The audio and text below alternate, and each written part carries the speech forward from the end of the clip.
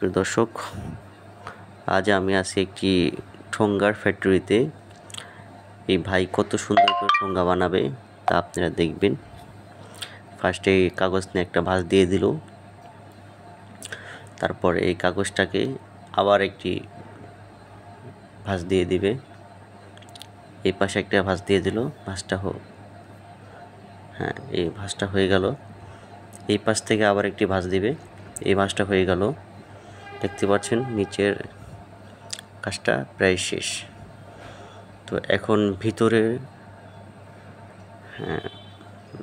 দিকে ভিতর দিকে আবার দেখাবে কতটুকু পরিমাণ ফাঁকা হয়েছে, ভিতরে আসলে কি মাল রাখা, জিনিসপত্র রাখা যাবে কি না সেটা ভালো করে দেখতেছে।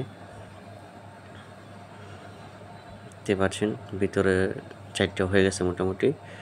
তারপর